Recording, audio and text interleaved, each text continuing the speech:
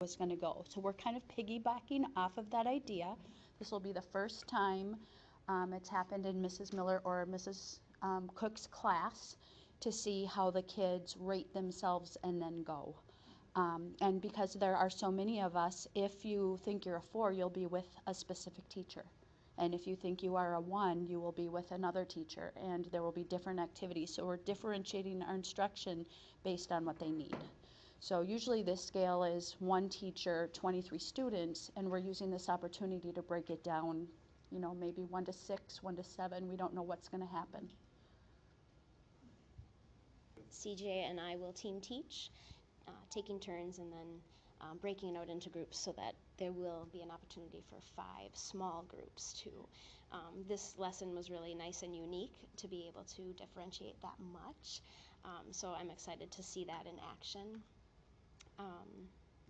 I guess too, it's been kind of nice to be able to chunk into real small lesson into smaller pieces and dig a little bit deeper into the one text, especially because it's the new nonfiction or informational text. So, what problems or challenges? And our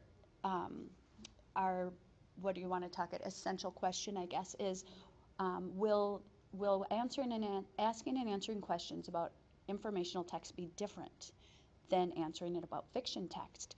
And my 2 top students were adamant that it is very different. And I was not expecting this like that. I wanted to know why. So as we were asking more questions about why, the one little guy finally looked at me and said, well, here's the deal.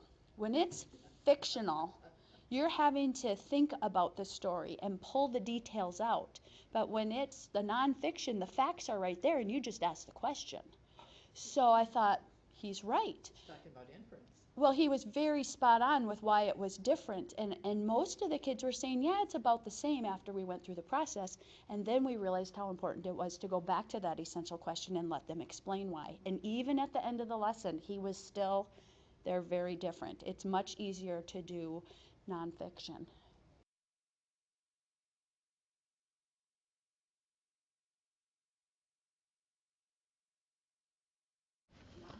Do you know fiction and nonfiction? Raise your hand. Do you know fiction?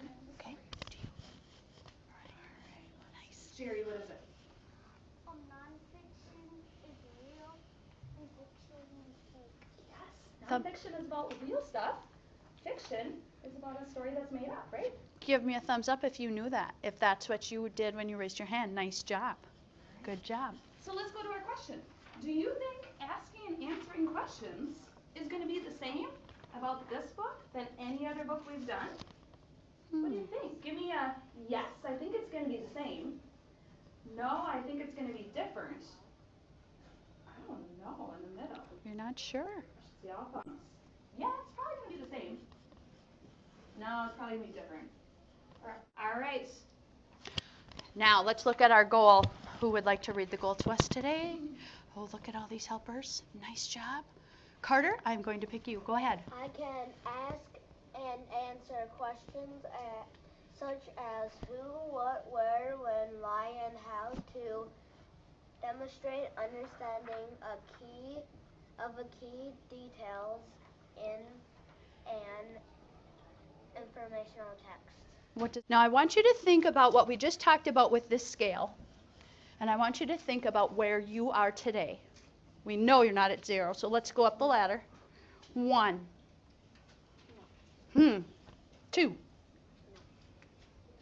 3. 4. Yes. Well, we're not sure. I'll put them at our target today because that's that who, what, where, when, why stuff. As soon as you know what you're going to do today, go write it on the sticky note at your desk. What are you today? Go write it at your desk. That's how you're going to tell us. And remember, you pick for yourself. You can hide it if you want with your hands. Pick your number. Where do you feel comfortable about asking and answering questions? Want their initials? As soon as you're done writing your number, and it can be small, I would like you to put your initials way down in the corner, and they can be really small. Hey, Jerry. Okay, Put your initial in the corner. Nice job, Matthew. Initials should be way down in the corner, really small. So if you need to find your post-it note later to move it, you can find yours because your initials are on there. Okay. Nice job. Then listen very carefully Ooh. for directions. Which one? Pick one today. I'm gonna dismiss you.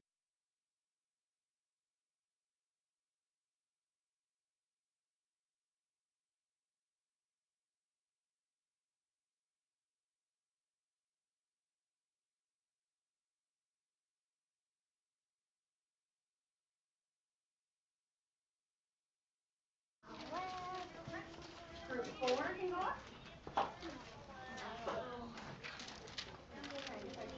Nice job. You're not sure? Group 5 can go up. You will need a pencil when you go to your teacher.